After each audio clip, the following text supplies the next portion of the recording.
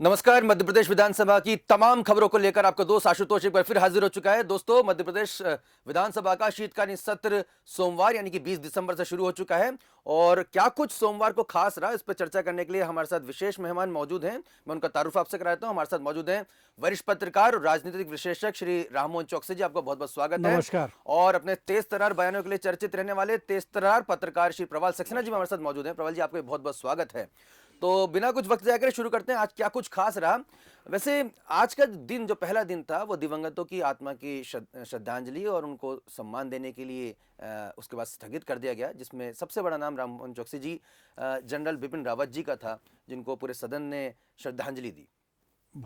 बहुत अच्छी बात है। मतलब ये एक्चुअली क्या है कि बिपिन रावत जी तो एक ऐसा निर्विवाद व्यक्ति का नाम है। ये हमारे हमारे देश की रक्षा के बहुत बड़ा, रक्षा के सबसे बड़े वो सेना सीडीएस थे वो। तो बिपिन रावत जी को तो पूरा देश नमन करता है। हम भी अपनी तरफ से नमन करते हैं और उनको याद आज एक दिन नहीं, उनको तो युगों युगों तक याद रखा जाएगा, क्योंकि वो हमारे रावत साहब, और रावत साहब का जाना हमारे भारतवर्ष की बहुत बड़ी क्षति है। तो उनको तो श्रद्धांजलि अर्पित करना ही चाहिए और हर भारतीय के मन में उनके प्रति अगाध श्रद्धा है, अगाध प्रेम है। बिल्कुल। अब हम आ जाते हैं कार्रवाई पर। आज जो हालांकि विशेष कार्रवाई, चूंकि जैसे हमने बताया कि श्रद्धांजलि होने की वजह से विधानसभा मंगलवार तक के लिए स्थगित कर दी गई, 21 दिसंबर तक के लिए। लेकिन जो सियासी बयानबाजी जहां पे मीडिया कक्ष बना रहता है, वहां पर ओबीसी आरक्षण को लेकर काफी चर्चा में रहे और पक्ष और विपक्ष एक दूसरे पर चौकसी जी आरोप लगा रहे हैं। मध्य प्रदेश, आपको मालूम ही है कि पंचायत के चुनाव होने जा रहे हैं, उसमें ओबीसी आरक्षण पूरी तरह से सुप्रीम कोर्ट ने एक आदेश पारित किया, जिसको लेकर एक दूसरे के ऊपर आरोप लगाए जा रहे हैं कि ओबीसी जो है प्रक्रिया जो निरस्त की गई है आरक्षण की, तो कहीं ना कहीं जो डैमेज है वो दूसरे पे ज्यादा हो जाए और हम ओबीसी के ज्यादा पक्षधर हों, इसको लेकर अभी से ही खींचातानी शुरू हो गई। आशुतोष जी, उसमें आज सबसे बड़ी जो बात है, आज जो अखबारों में प्रकाशित हुआ है कि जिनने सुप्रीम कोर्ट का केस लड़ा है, विवेक तनखा जी, कांग्रेस की तरफ से जिनने पक्ष रखा है, आज विवेक तनखा जी ने अपने मानहानि को लेकर शिवराज सिंह जी, बीडी शर्मा जी और एक भाजपा के भूपेंद्र सिंह, इन तीनों के खिलाफ मानहानि का दावा उसमें ठोक दिया है उनने। और उनमें 3 दिन का उनके समय दिया है कि 3 दिन में यदि वो माफ़ी नहीं मांगते हैं या स्पष्टीकरण नहीं करते हैं तो उनके खिलाफ 10 करोड़ की मानहानि का मामला उनने करा दिया है। ओबीसी का आरक्षण, जहाँ तक मैं समझ पा रहा हूँ, ये एक सियासत का एक वो केंद्र बिंदु बन गया है। और जबकि हकीकत ये है, विवेक तनखा जी ने मानहानि का प्रकरण दायर करते हुए साथ में ये भी कहा है कि मैं व्यक्तिगत तौर पर ओबीसी का समर्थक और ओबीसी की आरक्षण की बात करता रहता हूं, लेकिन दूसरी तरफ उन्होंने कांग्रेस के तरफ से वकील होने के नाते सुप्रीम कोर्ट में उन्होंने पक्ष रखा, तो उन्होंने मानहानि का प्रकरण भी दर्ज कर दिया कि उन्होंने गलत टिप्पणी की है और तीनों के खिलाफ वो कर दिया है। तो ये मुद्दा जो है ना, आरक्षण का मुद्दा राजनीति का ज़्यादा हो गया है, बजाय इसके कि उसको आरक्षण की बात करना या नहीं करना। बिल्कुल। और ये हैरानी होती है कि हम कितने आरक्षण के प्रति हम कितने ज़्यादा, मुझे लगता है कभी कभी जातियों के आधार पर जिस तरह की राजनीति होती है प्रवाल जी, दुख भी होता है कि समाज को समग्र तौर पे देखना चाहिए। हालांकि कुछ व्यवस्थाएं हैं जो संवैधानिक हैं, उसका पालन भी होना चाहिए और कोई भी अगर वर्ग वंचित रहता है तो उसे दुख ज़रूर होगा। तो ये सियासत इसमें ज़रूर गहरा सकती है, गहराएगी भी। लेकिन मुझे लगता है कि प्रवाल जी, सियासी दल अगर इसमें थोड़ा सा ऊपर उठ जाएँ और अगर पूरे समाज को समग्र तौर पर देखें तो काफ़ी व्यवस्था में परिवर्तन आ सकता है। बिल्कुल आशुतोष जी, जिस तरह से व्यवस्थाएं बदल रही हैं और लोगों का लाइफ ऑफ स्टैंडर्ड और देखें आप बदल रहा है, उस हिसाब से हर चीज़ में परिवर्तन हो रहा है। और मैं समझता हूं कि पहले भी और शुरू से ये बात अब होती रही, क्योंकि शुरू में 10 साल के लिए आरक्षण जब दिया गया था, उसके बाद से ये बात बराबर उठती रही है कि जिनको आरक्षण की जरूरत है, अर्थात जो आर्थिक रूप से कमजोर और गरीब है, उसमें आप धर्म जाति मत देखिए, वर्ग ना देखिए, भाषा ना देखिए। अगर वो किसी भी वर्ग से आता है और अगर वो प्रतिभावान है और वंचित है, तो सबका, सरकार का, समाज का दायित्व है कि उस वर्ग को बराबर लाने के लिए सबको प्रयास करना चाहिए और यही सही मैं समझता हूँ कि न्याय होगा।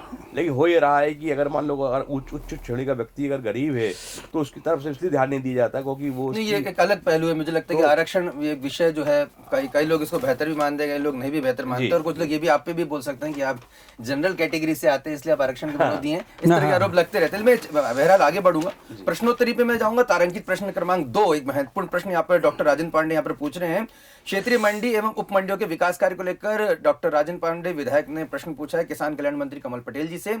इसमें बड़ी रोचक पहलू है राममोहन चौकसी जी, जो प्रश्न का जो उत्तर आया है जी। इसमें प्रश्न ये पूछा गया है कि क्या किसान कल्याण मंत्री महोदय बताने की कृपा करेंगे कि क्या यह सही है कि प्रश्नकर्ता द्वारा दिनांक 10 अगस्त 2021 को अग्रेषित माननीय मुख्यमंत्री जी और माननीय मंत्री जी को संबोधित विभिन्न पत्रों के माध्यम से क्षेत्रीय मंडी एवं उप मंडियों के विकास कार्यों संबंधी ध्यान आकर्षित किया गया है? इसका उत्तर मिलता है जी हाँ, ध्यान आकर्षित किया गया है। अब देखिए सर, दूसरा उत्तर जो है बहुत ही महत्वपूर्ण है।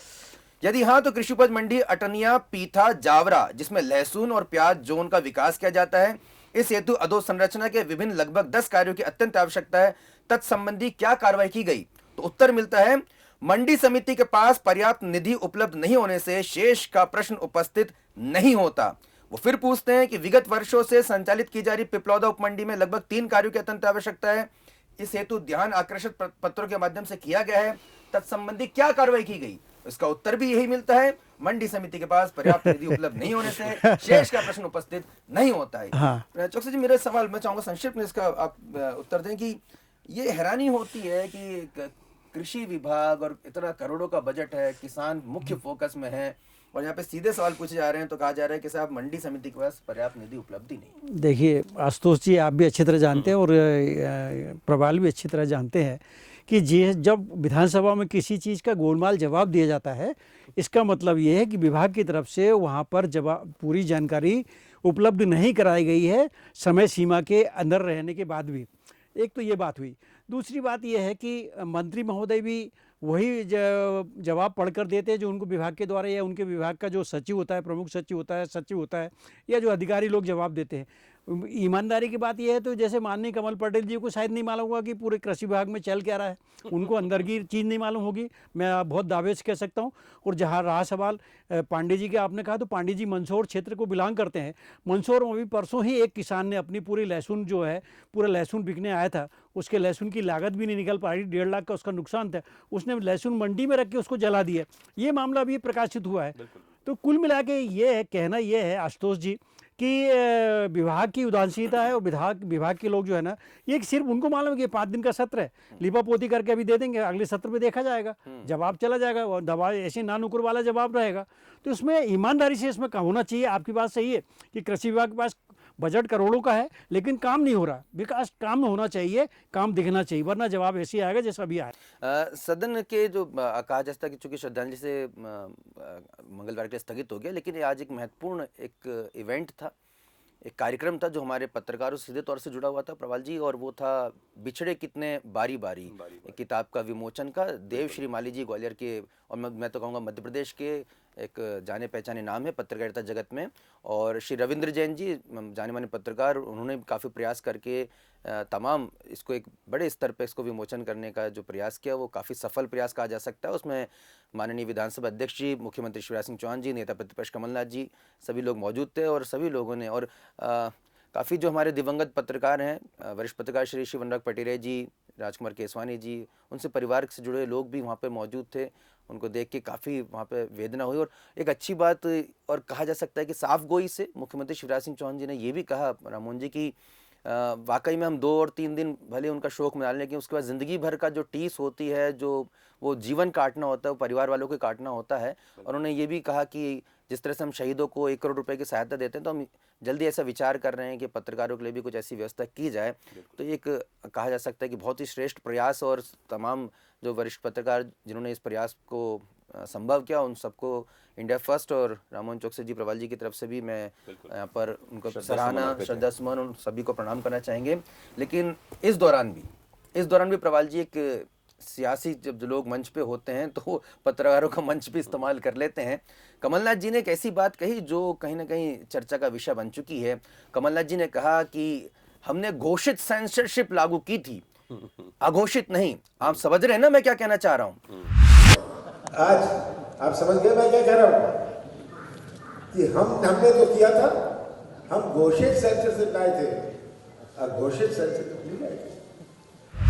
तो जब ये वो कह रहे थे तो इसमें एक ऐसा भाव मैंने जो अनुभव किया, और आपने भी वो वीडियो देखा, आपने भी खुद, क्या मैं सही समझ पा रहा हूँ कि जब वो ऐसा कह रहे थे तो उनके चेहरे पे जो भाव थे वो गर्व कहते कि हमने जो किया वो बेहतर था, जो अब हो रहा है वो बेहतर नहीं है, कथित तौर पे जो हो रहा है वो बेहतर नहीं है, लेकिन जो घोषित सेंसरशिप ने लागू करी, वो लागू करना के जो भाव मैं पढ़ पा रहा था उसमें उनको थोड़ा गर्व जैसे भाव उसमें मिश्रित होते मैं देख पा रहा था। प्रवाल जी, देखिए आशुतोष जी हमेशा से ही उनका जो उनकी जो बॉडी लैंग्वेज रहती है, खासकर पत्रकारों के साथ में और जो टीवी जर्नलिस्ट हैं उनके साथ में, वो एक दिखाई देती है कि वो बहुत ज़्यादा मीडिया को पसंद नहीं करते हैं, अपने आसपास भी पसंद नहीं करते हैं। और पिछले दिनों तो एक पूर्व मंत्री जीतू पटवारी के भोज में भी उन्होंने आखिर में बोल ही दिया था। तो सब मिला के वो मैं वहाँ मौजूद था, मैं चाहूंगा दर्शकों को वो भी बता दें जी। जो, क्योंकि मैंने खुद वो सुना था, उन्होंने कहा था कि मीडिया रिपोर्ट देख के कोई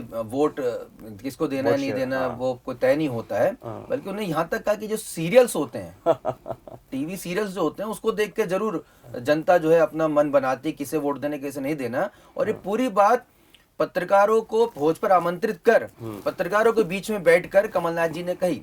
अच्छी बात है, उन्होंने अपने साफ से अपनी बात रखी, लेकिन वहां पर कुछ ऐसे भी हमारे वीर पत्रकार मैं कहूंगा उन्होंने उनको वहां पर टोका भी कि आप जो कह रहे हैं बिल्कुल आपका इसी तरह का रवैया जब आप मुख्यमंत्री थे उस वक्त भी था और उस समय भी हम कटाव महसूस करते थे। अब आप पर ऐसे अगर आपकी पत्रकारों को लेकर मान्यता है तो आपने हमें भोज पे आमंत्रित क्यों किया, सीधे सवाल पूछेगा उनसे। तो सब मिला के वो बार बार अपनी बात को स्पष्ट करते हैं, ये उनकी साख गोई है और वो आज भी उससे वो पीछे नहीं रहे हैं। और उनका कहना है कि एक हद तक ही मीडिया को जो है वो उसका कार्य होना चाहिए। और जिस तरह से इलेक्ट्रॉनिक मीडिया की जो कार्य श्रेणी बढ़ी और पास तक पहुंचने की बात आई, तो इससे निश्चित रूप से उन तमाम नेताओं को बड़ी कहीं ना कहीं दिक्कत होती है, जो अपने निजी जीवन में या जो अपने कामों से नहीं चाहते शामिल हों, इससे कई बार उनको नुकसान भी होता है। तो इसलिए वो कभी भी इस चीज़ को पसंद नहीं करते। आज भी उन्होंने कहा, और देखिए आप जिस तरह से उन्होंने उस समय भी जनसंपर्क विभाग को इशू किया था, वो एक प्रकार से पंगु सा कर दिया था, और वो कहीं ना कहीं आज भी उसके निशान दिखते हैं। तो बड़ी आशुतोष जी दिक्कत बड़ी बात है, लेकिन उसके बाद भी हमारे जो आपने कहा ना वीर लोग हैं, उसके बाद भी उन तक पहुंच जाते हैं और उनकी बात करते हैं। तो इस पर मैं इसमें चिंतन एक करना प्रश्न पड़ेगा। और जोड़ना चाहूंगा प्रवाल जी के इस उत्तर के साथ में जी। जो उन्होंने एक शब्द इस्तेमाल किया कि हमने घोषित सेंसरशिप लागू की थी। हाँ, घोषित सेंसरशिप, तो इस पे आप क्या कहना चाहेंगे कि मतलब ये क्या बहुत अच्छा कदम उन्होंने उठाया था उनकी उस समय की तत्कालीन इंदिरा गांधी सरकार में, क्योंकि उनको भी तीसरे बेटे के तौर पर इंदिरा गांधी जी देखती थी। तो ये ऐसे देखिए आशुतोष जी, इमरजेंसी की बात की है। देखिए मैं आपको बताऊं आशुतोष जी, मतलब मैं बहुत कड़वा सच बता रहा हूँ कि माननीय कमलनाथ जी जब तक यहाँ जब से मध्य प्रदेश में सांसद रहे हैं और जब से विधायक बनने के बाद मुख्यमंत्री रहे हैं, कमलनाथ जी ने मध्य प्रदेश की मीडिया को कभी भी तवज्जो नहीं दिया है। आप चाहे कितना भी रिकॉर्ड देख लीजिए, जब भी वो सांसद को चुनाव लड़े हैं वो दिल्ली की टीम लेके आते थे, और दिल्ली की वो वाली टीम जिसको हिंदी नहीं आती थी, अंग्रेजी आती थी, सिर्फ अंग्रेजी में बात करती थी, उनको अपनी 2-4 सभा दिखाते थे और उनको अपने शिकारपुर वाले छिंदवाड़ा के शिकारपुर के घर में रखते थे, खाना खिलाते थे और अपने हवाई जहाज से ले जाके वापस दिल्ली छोड़ देते थे।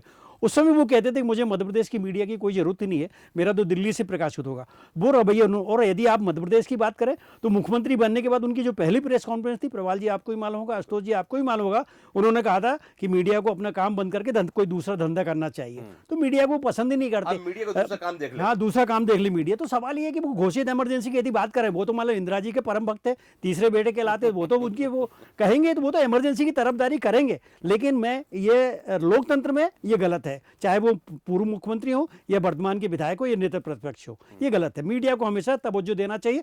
मीडिया में कुछ खराबी हो सकती है, मीडिया के कुछ लोग खराब हो सकते हैं, लेकिन पूरा आवा का आवा खराब नहीं है, ये गलत बात है। और ये घोषित इमरजेंसी का मैं तो अपनी तौर से व्यक्तिगत तौर पर विरोध हाँ नहीं विरोध करता हूँ इस बात का।